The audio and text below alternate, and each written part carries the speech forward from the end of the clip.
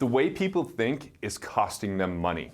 See, no amount of luck or saving or discipline or rate of return or hard work or financial person can save someone if they're trapped in the scarcity mentality. This is a place I call the consumer condition, where people look to take more from the world than they create. It's a place of entitlement, governed by profit being something that was wrongdoing, and it's like a zero-sum game, that if one person wins, it must be at the expense of another. And if that's the way we truly believe, well, it's going to be governed by guilt. It's going to be something that if we want more money, we feel bad for wanting more money, or that we hold ourselves back because what are other people going to think about us? And I don't care how hard we work, that type of philosophy is so destructive. On the other side of the coin is something called abundance. It doesn't mean we frolic through fields holding hands and we levitate because everything always goes perfectly. It's just a different commitment, a commitment to innovation and value creation, a commitment to human ingenuity and exchange, where value creation is the rule and dollars follow that value. Look, I used to be stuck in the scarcity mindset. In my 20s, I just thought I was going to work harder than anyone else, and one day, someday, that would pay off. As a matter of fact, I was in my Chrysler New Yorker with my dad when I was first starting in business in my early 20s. And as we were driving, I said, Dad, I'm going to work harder than anyone. And one day I'll be able to live this life like no one else could live. And he goes, son, I appreciate that work ethic. He's a coal miner. He knows work ethic. He says, but you're never going to be able to get back the experiences that you never have. See, that's a powerful statement that he made. Scarcity governed my life. I read the book, The Millionaire Next Door. So I thought wealth was a function of what we cut out, what we eliminate, what we don't do, how we could save. I was pinching pennies till I had blisters on my fingers. If that's the type of mindset we're in, we figure out that wealth is somehow something that we become lucky with and that we get jealous of other people that have it because it's not really about our skill set. It's not really about serving others or solving problems. It's simply a matter of were we born of the right blood, in the right situation? And that's not a very fun place to be. Or did we win the lottery and that syndrome becomes even more destructive? So in the other side is this producer paradigm, where we have a life and a commitment to delivering that value, to being true to the very person that we are at the deepest level, and asking in any situation, how do we maximize the value we could provide? Even if we don't have all the resources in the moment, even if we believed at one time through scarcity it takes money to make money, that's a limiting belief because the reality is it takes resourcefulness, it takes value creation. See, in 2007, I was having this amazing year in business. And then in 2008, it was the first year in a decade that my business actually had a downturn where we didn't have growth. And all of a sudden, as things started to restrict and constrict, I had bigger obligations owning part of a 45,000 square foot building, having a pretty big payroll and employees, and launching a book in the world of finance, which I kind of feel like at this point was a bit of a confessional because as I was writing it, I was talking about the very painful experiences I had when I was governed by scarcity. And once I broke free from that, this new level of prosperity, but I was put through one more test in 2008 with a cash flow crunch. So I had to become resourceful. I got invited to be in a mastermind. It was a $25,000 mastermind. I had just spent $91,000 on Plan Television Arts to promote my book. And before that, I had hired a book promoter, which was $100,000. So I was starting to drain my resources at the time the economy was going down. Now, I could do one of two things. Let scarcity rule, think it was all about what could I eliminate. I could go hide out in my house. I could just hope that I make it through without running out of cash. And then the other side of it, I kind of show back up with scarcity being the whole way I see the world. Or the other thing I could do is say, okay, even if I don't have all the financial resources right now, how can I be more resourceful? I even went to the person that I was working out at their gym and said, hey, I was wondering if you want some advice. I know how to kind of grow this place. And in exchange, just don't charge me my fee, and we can talk after I work out. And so I helped him grow that business in exchange for that. I actually rode my bike there rather than drive my car, which is, getting really resourceful when it was becoming very expensive to get out there and promote my book.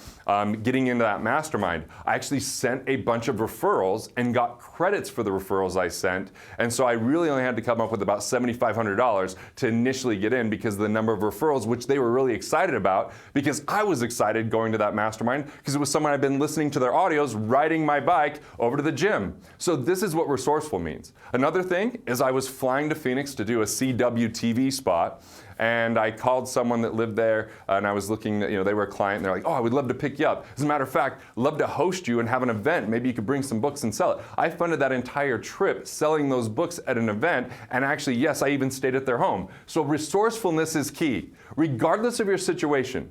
Regardless of your circumstance, if you can dive in deep and go, what can you do to provide value today? What can you do to provide value right now? And where can you tap into existing relationships? Because most people that watch a video like this are pretty good at creating value, but not quite as good at receiving it. So how can you receive more value? It takes being more abundant to receive value, where you allow people to know, hey, things aren't working out perfectly. And so when they weren't working out perfectly, I did two things. Number one, I had the choice of scarcity and going into survival, which was just, not doing anything or worrying and being stressed out. Or two, I started to talk to peers that I respected and even mentors and told them what was going on so that we could come up with solutions so I didn't get caught in that stinking level of thinking. The second thing is I started to call people that I had great relationships with, that I loved the energy when I spent time with them, and I knew I could provide value, and I just got so focused on delivering value for them that in turn they appreciated it, which as I was appreciated, I felt better, I felt more abundant, and so I didn't get trapped in that scarcity mindset. Now, scarcity is a place that we're all going to face, right? It's going to be something that happens to us throughout life. We just don't want to camp out in it. We don't want to become a victim of it because victimhood is part of that scarcity mindset. So what is it that you can do to overcome scarcity thinking, which is going to cost you millions, cost you fulfillment and happiness, and it robs the world of the best you have to give? You can go to wealthfactory.com/solution. And when you go there, this is going to help you to uncover what's known as your soul purpose. Your soul purpose, SOUL, is your abilities combined with your values and your passions in a context or framework that is governed by principle and is a vision that's so compelling that you want to accomplish it, that you're willing to deal with the minutia, that you can get past the temporary failures and still move forward because it's more than just the money you make, it's the life that you live. And so soul purpose is one of the biggest keys to living a powerful life. And it doesn't just mean do what you love and the money will follow. Because the reality is sometimes we love doing things that are mere hobbies. I like doing comedy, but I'm doing it like once a week or every other week. I'm not treating it like a profession or a business, and I enjoy it, but I'm not making money from that. My business is different than that, but I integrate comedy in because it's an ingredient of my ability of soul purpose. It's not my sole purpose in and of itself. There's other people who come up and say, I'm so passionate about X, Y, or Z. And the reality is what they're passionate about is more of a preference for them and a hobby than it is a powerful value creator. So it's not just about doing what we love and the money will follow. Sometimes if you're broke, you're spending more than you make, and you're struggling, you've got to hustle. You've got to figure out something. You've got to focus on cash flow. But in order to do that, I don't want you to do that by trading time for money. I don't want you to do that by falling prey to scarcity and eliminating everything you enjoy along the way, because you're your greatest asset.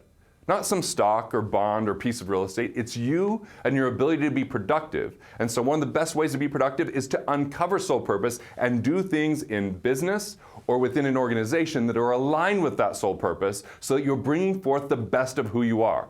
Now, as you start to uncover that, and you see at wealthfactory.com/solution, I give you the 25 it's an assessment to figure out if you're creating the right conditions to be more abundant. And so you can rank that, as you rank that, you're gonna get this score. And if that score is 100, then I can't really teach you anything because you're so freaking dialed in. Why don't you teach the rest of the world? If it's less than 100, you now see what you can do to improve. The second thing is there's a brainstorm exercise for you to figure out what are those abilities that you're very best at. What are the things that not only are you best at, but actually provide energy for you? And as you go through that brainstorming, through the 10 questions, you're gonna pick out the spokes of your soul purpose wheel of the abilities that are best that you have. Then we're going to move to the soul purpose stairway, which helps you to figure out what are the 6 things that put you on target to use those abilities to be more productive, to be more profitable, and what actions you're going to take today.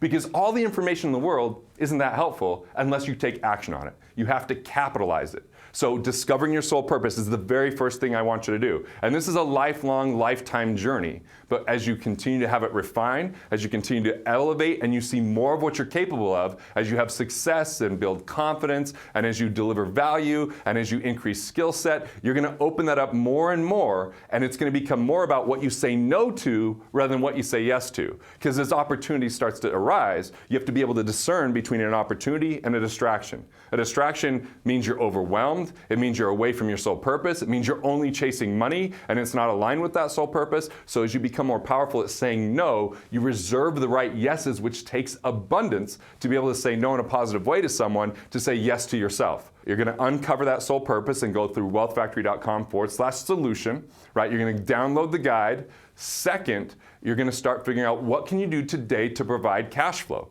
Where you deliver the most value? Where can you reach people out there in the marketplace in exchange for money? Whether it's a side hustle because you're an employee right now, 70% of the US population has some type of side hustle as a 1099 income, because we've got this amazing opportunity with the advent of the internet that there's things that you can do right now. Like I've seen people be resourceful by being an Uber driver for a time period. I've seen people be resourceful by using Airbnb and renting out rooms of their house to increase cash flow. If you're in a dire situation, you've got to do whatever it takes to get ahead where you're making more than you spend, and then that's going to be able to be reinvested back into you. And the third action item is to have a daily ritual. I call this daily ritual the producer power hour, because it gets us in a producer paradigm so we can be more abundant. A power hour, it might be a power 10 minutes to start. I want done over perfect, progress over perfection, but I really look at three main E's. Number one, exercise. Right? That might be as simple as stretching, taking a brief walk. It might be some crazy people like me doing some type of crazy CrossFit workout. Even if you're in a hotel, I don't care if it's doing some push-ups and sit-ups. Whatever it is, you're just showing the body that the mind is more powerful. And I just tend to think better when I start that way. The second E is education. Is it watching one of these YouTube videos and subscribing to this channel? Is it listening to an audio program or an audiobook or a podcast? Is it actually being old school, pulling out a book and opening it up and reading it? Even if you just start with 1 page a day, that gets you in motion. And the third E is enlightenment. So exercise, education, and enlightenment. Enlightenment might be gratitude. Right? You just write down things you're grateful for so you get into a positive focus. It might be that you meditate. It might be that you pray. It might be that you just, you go get something organized so that you get rid of mental clutter. But ultimately, when you start your day this way, you put on an armor of abundance so the scarcity pings off. You're investing in yourself without having to write a check or spend a single dollar. If you want to learn about how to really practically apply soul purpose into the world, I have a video on the cycle of creation. Go ahead and watch that video, and it's going to show you how to apply, no matter how much money you have, how there's 2 more precious forms of capital, and how you can take an idea all the way into the marketplace as a product, service, or experience while being paid up front.